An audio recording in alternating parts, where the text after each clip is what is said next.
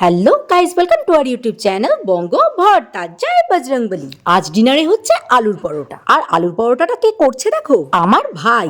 আর এদিকে আমি ধনেপাতা চাটনিটা বানিয়ে নিচ্ছি। তার জন্য ধনেপাতাটাকে আগে মিক্সিতে পেস্ট করে তার মধ্যে নুন, লঙ্কা, কাঁচা রসুন আর শেজওয়ান চাটনি দিয়ে আরেকবার ঘুরিয়ে নিলাম। আর সবশেষে একটু সর্ষের তেল দিয়ে দিলেই রেডি ধনেপাতার চাটনি।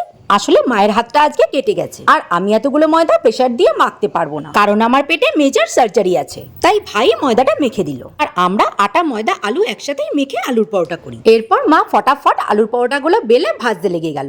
মামাম তো ঝাল চাটনি খেতে পারবে না, তাই ভাই বলল টক দই দিয়ে রায়তা কর। আর বাড়িতে যেহেতু শশা ছিল না, তাই পেঁয়াজ দিয়ে রায়তাটা শুধু করলাম। আর মামামে নাকি রায়তা দিয়ে পরোটা খেতে বেশ ভালো লেগেছে। আর কি বলছে শোনো।